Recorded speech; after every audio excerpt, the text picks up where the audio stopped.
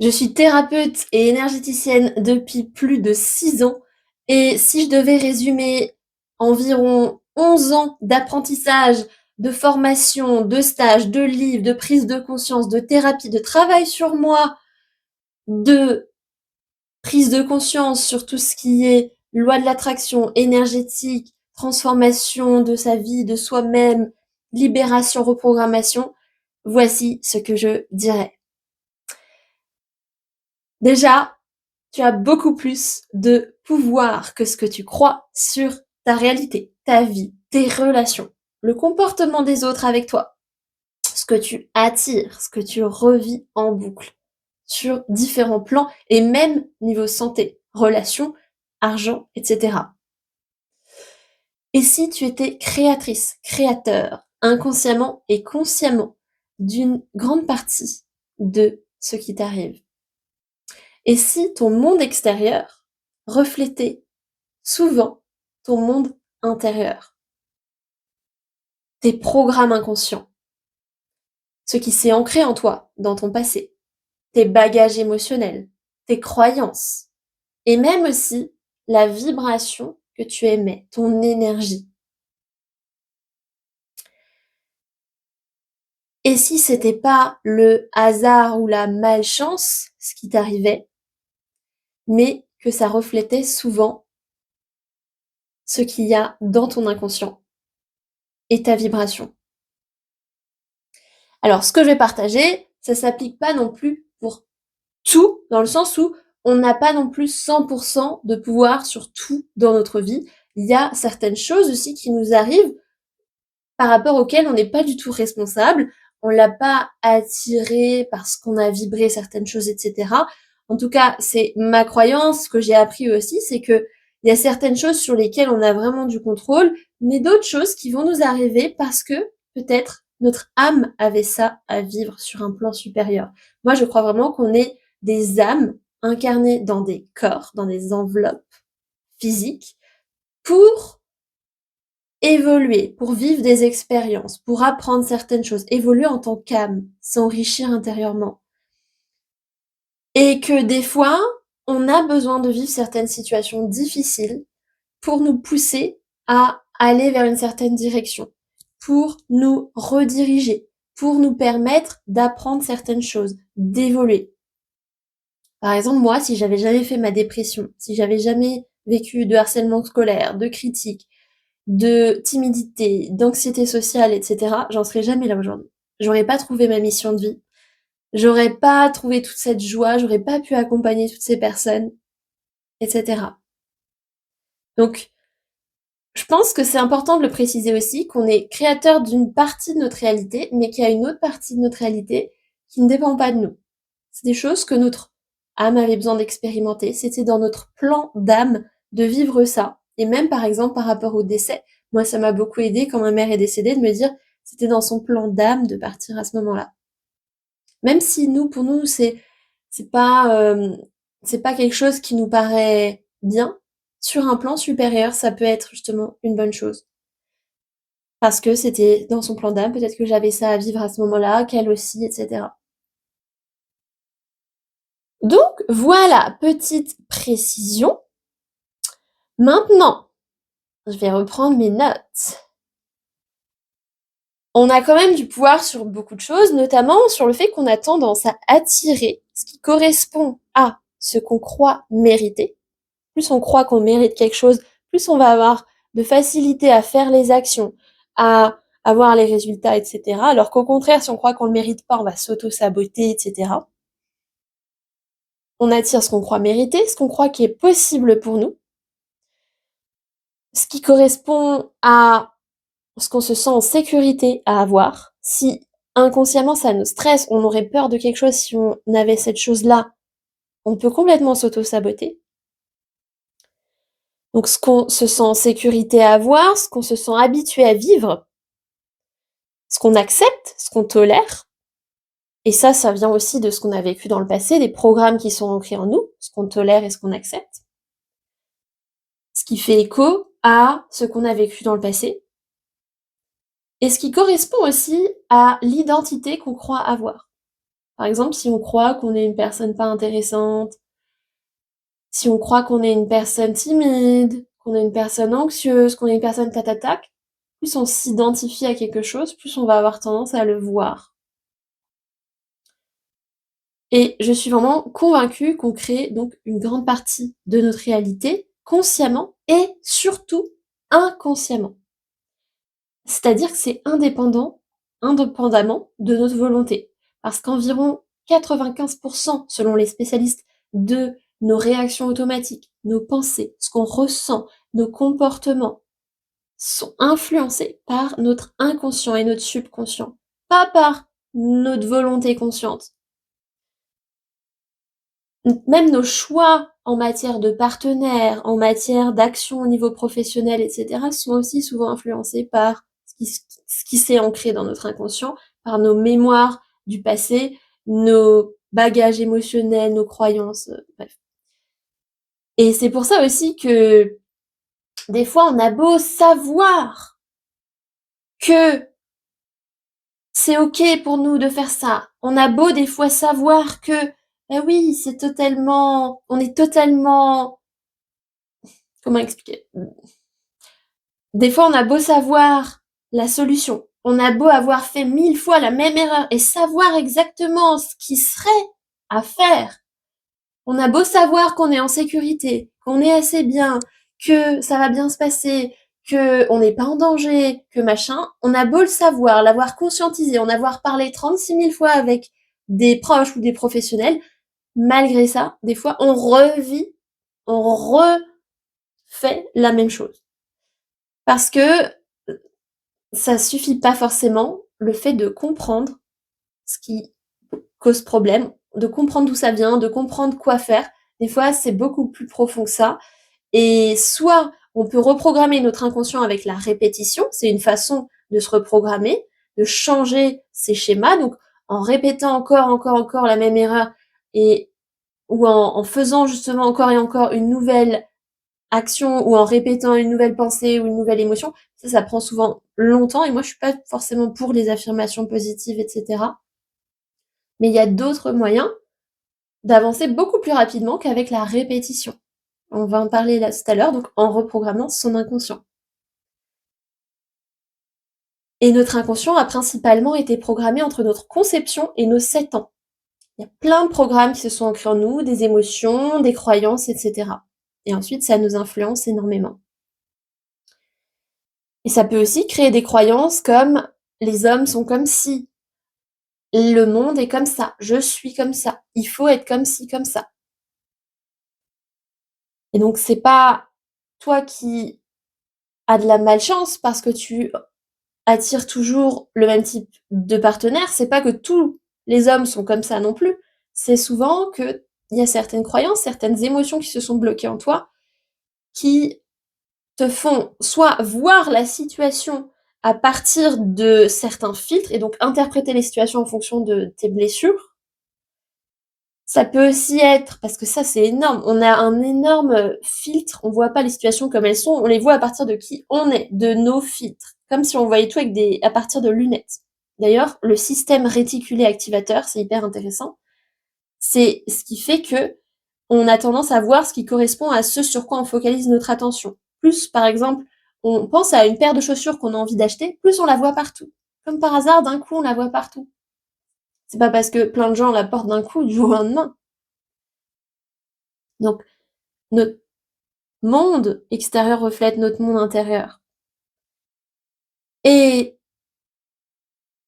c'est pas toi qui es cassé, c'est juste tes programmes inconscients obsolètes qui continuent à tourner en boucle. Et aussi, tes émotions bloquées, c'est-à-dire une émotion bloquée. Une émotion, ça se bloque quand on ressent très fort une émotion, suite à une situation ou une période, mais qu'on la refoule, ou c'est trop fort pour nous, on la met de côté, mais en fait, elle disparaît pas quand on la refoule. Cette émotion, elle se bloque sous la forme d'une énergie stagnante en nous. Et au bout d'un moment, ça peut faire en sorte qu'on ait des émotions plus fortes que soi, des blocages plus forts que soi, des problèmes de santé, des situations qu'on revit en boucle, un mal-être inexplicable. Et ces émotions, ça peut être par exemple les émotions bloquées de anxiété, peur, abandon, trahison, indigne, sans valeur, culpabilité, peur, etc. Et donc, ça va faire aussi qu'on aura plus tendance à s'attendre à certains scénarios et même à vibrer à une certaine fréquence. Parce que ce qui influence aussi notre réalité, c'est ce qu'on dégage comme énergie, ce qu'on vibre comme fréquence. C'est-à-dire, il y a les émotions plutôt basses, nos pensées, nos émotions émettent une vibration. Par exemple, des vibrations basses, ça peut être des émotions de peur, de manque, de honte, de désespoir, etc. Des émotions plutôt hautes, c'est la confiance, la gratitude, la paix, l'amour, la joie, c'est des émotions plutôt hautes. Et ça veut pas dire qu'il faut tout le temps être dans des émotions hautes, c'est normal en tant qu'humain de vivre des émotions désagréables aussi. Les émotions ont une utilité, elles nous aident à savoir qu'un besoin n'est pas comblé, qu'il y a quelque chose à changer. Elles sont vraiment bénéfiques, mais quand on les ressent trop longtemps, quand elles sont trop envahissantes, quand ça nous pourrit la vie pendant longtemps, et même pendant quelques heures, il n'y a pas forcément besoin de ressentir l'émotion pendant quelques heures. Si on sait comment la libérer, elle peut être très brève, cette émotion. Et justement, je vais vous partager à la fin comment on peut libérer beaucoup plus rapidement ces émotions pour avoir une plus haute vibration. Parce que pour avoir une plus haute vibration, il ne s'agit pas juste de se forcer à penser positif, d'être dans la positivité toxique et de se dire ouais, c'est pas grave, il y a pire, etc. Souvent, pour vraiment voir des changements sur la durée, en profondeur, il faut d'abord faire un travail en profondeur, d'abord nettoyer, faire face, accueillir l'émotion et libérer tout ça, libérer ses bagages émotionnels, libérer tout ça. Et là, on a déjà une vibration beaucoup plus pure et, et c'est beaucoup plus facile après.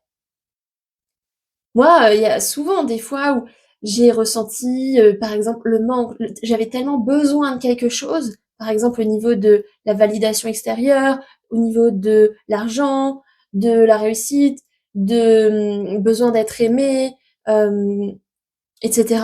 Et en fait, souvent, plus on a besoin de quelque chose, plus on est dans le manque, on vibre le manque. Donc déjà, les gens le ressentent, ce qu'on vibre souvent inconsciemment, mais aussi de au niveau énergétique on a tendance à attirer ce qui correspond à ce qu'on vibre. Parce qu'en fait, là, dans cet espace-là, on dirait qu'il y a rien, parce qu'on ne voit pas. Mais en fait, il y a plein de choses. Comment vous expliquer que on peut communiquer avec une personne qui est à l'autre bout du monde, par téléphone, par exemple, sans qu'il y ait aucun câble. On appuie sur un bouton et on s'entend. C'est pas parce qu'on ne le voit pas, là, il n'y a pas de câble, que ça ne fonctionne pas. Dans l'invisible, dans le vide, il y a de l'énergie, il y a de l'information. Et selon la physique quantique, environ 99% de ce monde, de nous aussi, est composé d'énergie. En fait, au milieu, entre les atomes, il y a de l'énergie. Et là, ici, il y a de l'information, il y a de l'énergie. Et la physique quantique, c'est quelque chose d'hyper intéressant. Vous pouvez vous renseigner sur l'effet observateur, que on crée notre réalité en fonction de notre perception. Quand on observe une situation, quand on a une certaine perception d'une situation, ça peut influencer comment les particules se comportent. Je vous invite à regarder, par exemple, l'expérience de la fente.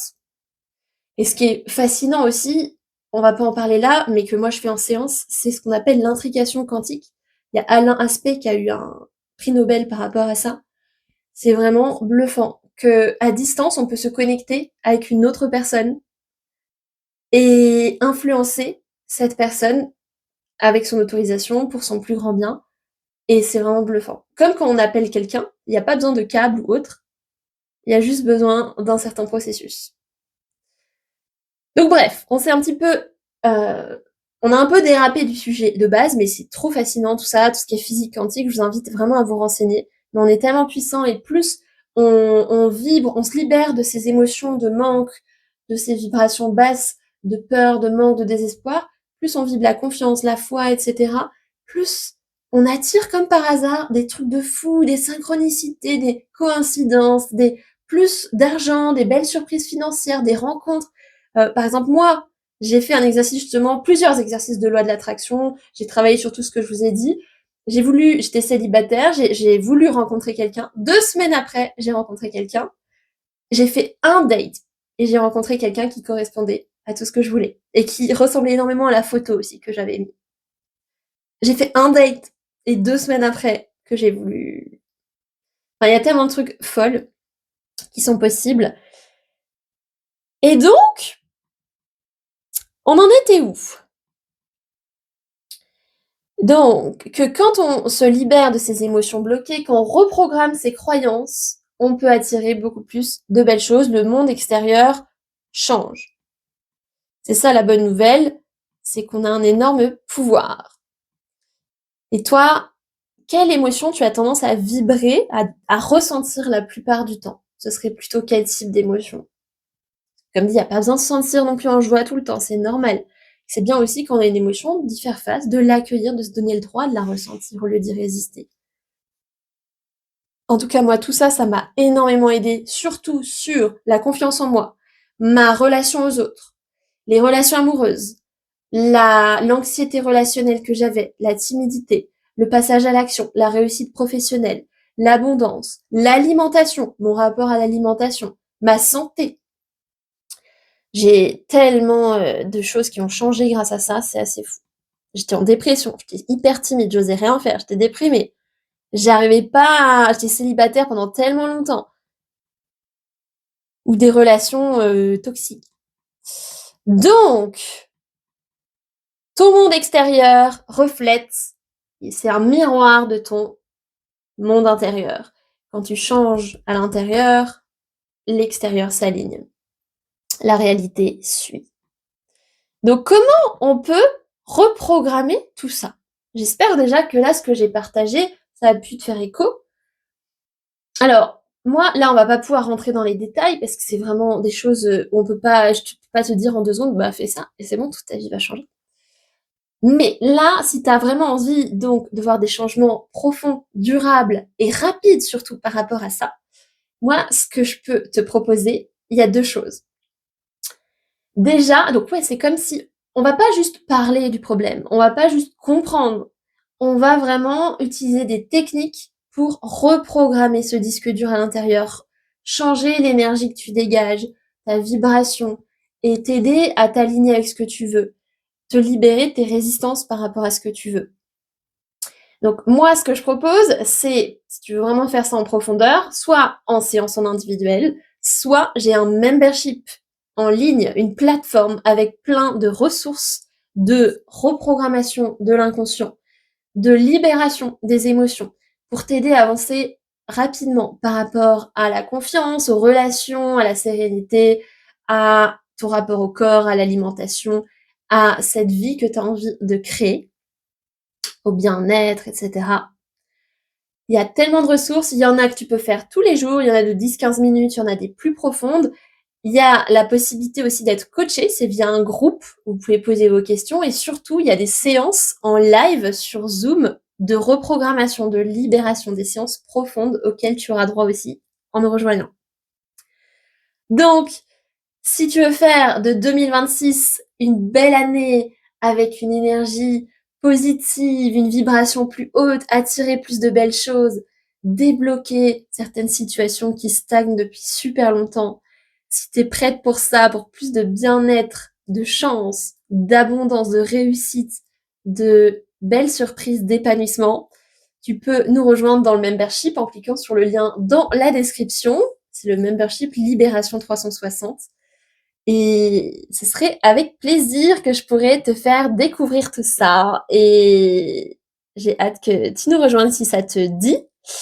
Et puis, c'est vraiment sans engagement. Tu peux venir et partir quand tu veux. C'est au mois et c'est un tarif hyper accessible pour tout ce que ça permet. Donc, j'espère que cette vidéo t'aura plu. Si oui, tu peux mettre un petit like. Tu peux regarder, voir toutes les infos dans la description. Il y aura sûrement un lien si tu as envie d'aller plus loin. et au plaisir de te retrouver peut-être de l'autre côté.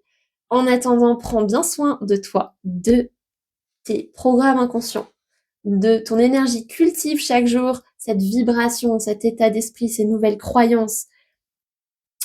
Et aligne-toi avec la réalité que tu as envie de vivre. C'est tellement précieux de faire ça. C'est tellement du temps bien investi.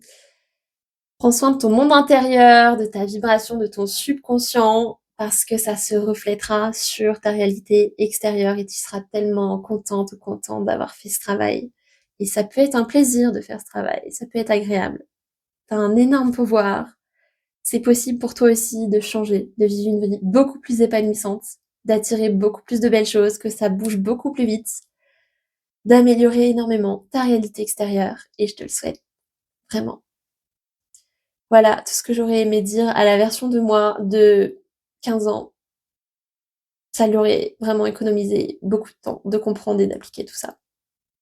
J'espère que ce sera le cas pour vous aussi. Prenez soin de vous.